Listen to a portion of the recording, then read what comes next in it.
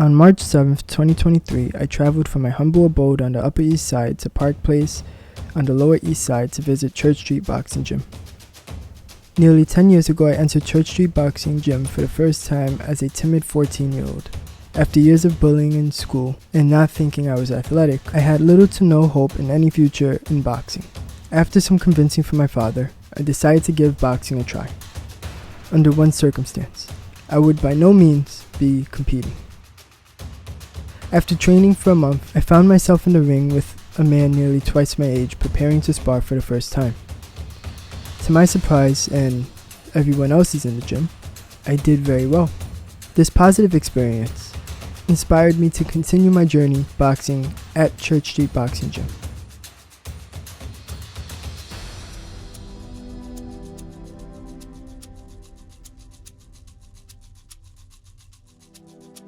I continued training and competing until I began college. Through boxing, I was able to gain confidence in myself and venture out and try other new things that I had always dreamed of doing, including photography and later on in college, filmmaking and podcasting. Thanks to boxing, I was able to overcome fears like public speaking. Stepping into the ring, it felt almost like I had never left. Growing up as a kid who was bullied for having a lisp, I never dreamed that I would be able to host a radio show or even do a voiceover like the one I am doing right now. And as I stood here in Church Street Boxing Gym, I kept thinking of who I am today and how boxing has changed me from the moment I stepped into this gym.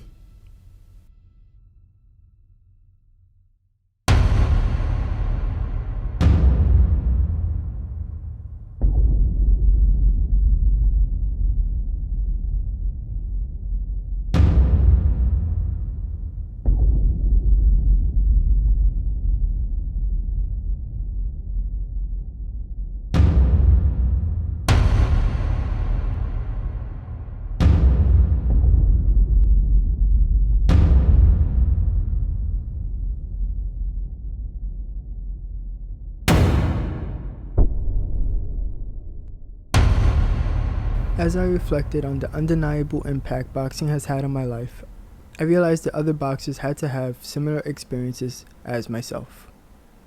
With that in mind, today I am going to be interviewing other boxers on their experiences with boxing and how it has affected their lives.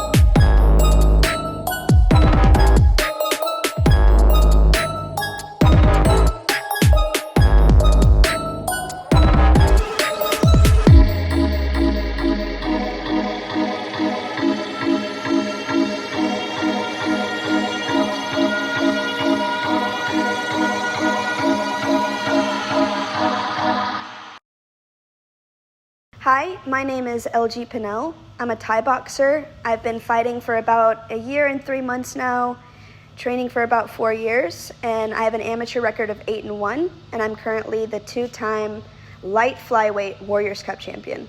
Yes, my name is Leonard Jackson.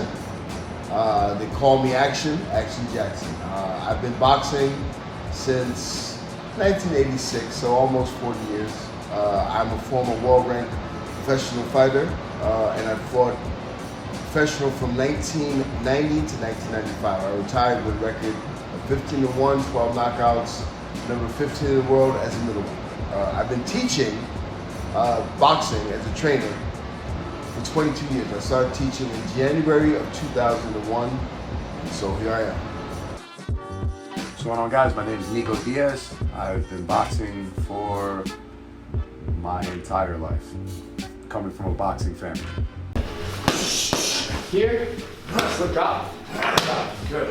Give me 2 here and chin side, so 1, drop 2, over, finish it up, 3, 2, okay? My name is Jacob Solis. I'm originally from Los Angeles, California, and I have 4 amateur fights in New York. I also have some junior fights in California when I was young. There you go. Once you faint, then open it, yep.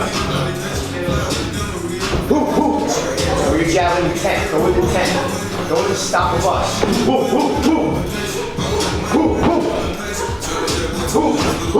My name's Hugo. I've been boxing for about 6 years now. I started back in, might have been match, but I started back in 2016.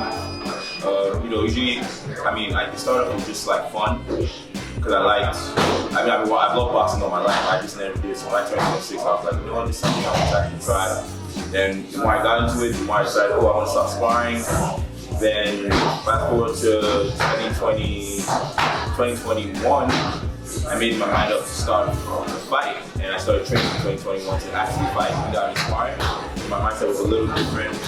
Then 2022, I had my first fight, and right now I'm 6 fights in, and yeah. What's up, everybody? My name is Josh Popper. I'm 29 years old, from Atlantic City, New Jersey, and I've been boxing for since December of 2018, so whatever the time frame is on that, about 5 years.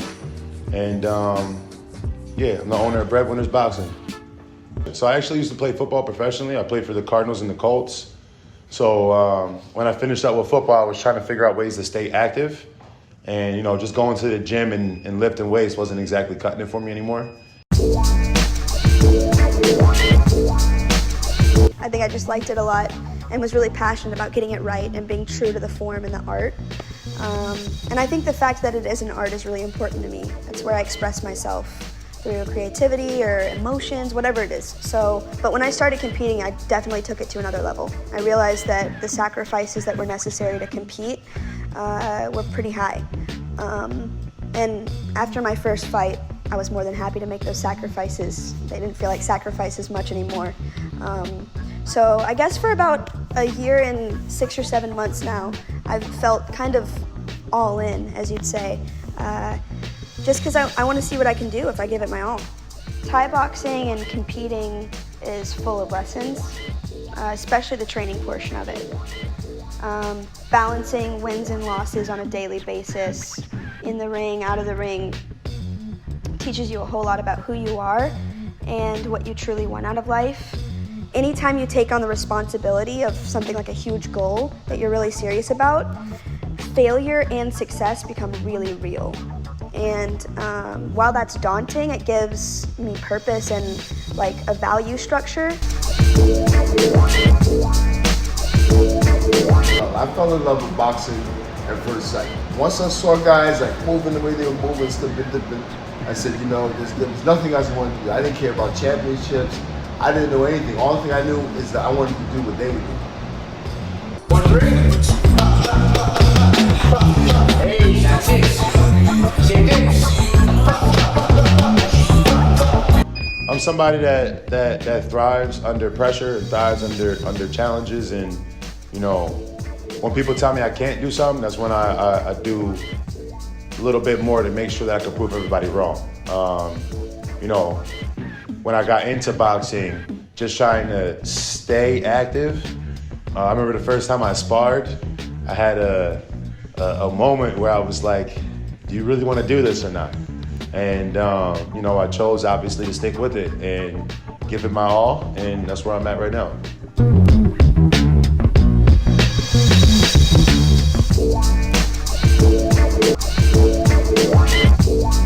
When I was 18, I moved to Florida because I was getting into a lot of trouble. Came back, and then I wanted to fight. I wanted to be in the gym. So my dad got me a job at the sports club, teaching classes, and I started training here competitively.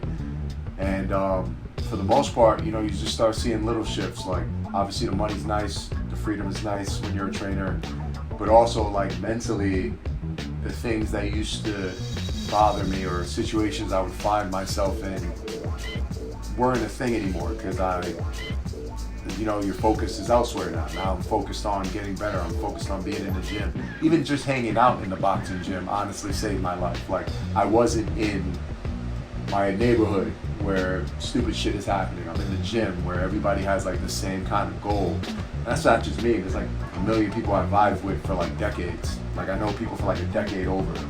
And same shit. It's just they got out of worse situations just being at the gym. So ultimately, when I started taking it seriously, you're just not in the wrong place at the wrong time, and your head is starting to shift gears a little bit on what's important. As a whole, I've learned a lot about myself. You know, if you've ever competed at something at a high level, you've definitely had that moment where, you know, you ask yourself, is this really what you want? And if you haven't asked yourself that, in at least my opinion, I don't know if you're pushing yourself as much as you possibly can. You know, when you push yourself, you know, one of my tattoos that I had, strength is the will to keep going when everyone would understand if you fell apart. You know, that is something that, you know, is something that I feel a lot when I'm competing at a high level.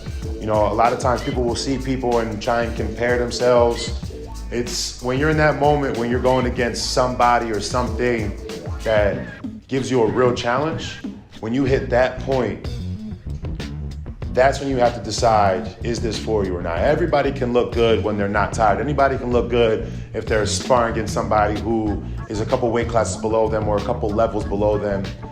It's when you're in there, and not just boxing, just when you're in there with somebody who's able to give you a real challenge, when you hit that point, that stalemate point, it's what you do from there is what determines the kind of person, the kind of character, the kind of heart that you have. And you know, I challenge myself every time. Every time I hit that point where it's like, you know, what are you gonna do now? I challenge myself to kind of test my own strength, to kind of see how far I can push myself, how far I can go. And I love betting on myself. I love it. You know, a lot of things are out of your control, but what you do is in your control. So I'll always bet on myself, and I've realized that, you know, competing in boxing, just kind of competing with all other sports at a high level, really, you know, leaning in on that. The one lesson I've learned more than anything is to stand up. Stand up for myself, stand up for what I want, and not necessarily stand up to the world, right? I'm not talking about like being confrontational with the world for yourself. I'm talking to myself like, yo, LG, stand up for yourself, to you. Be who you want to be. When you want to be a killer and a winner, be that. It pays to be who you want to be, you know? Don't go with the crowds. Do what you know is right. Do what you know is going to make you a winner.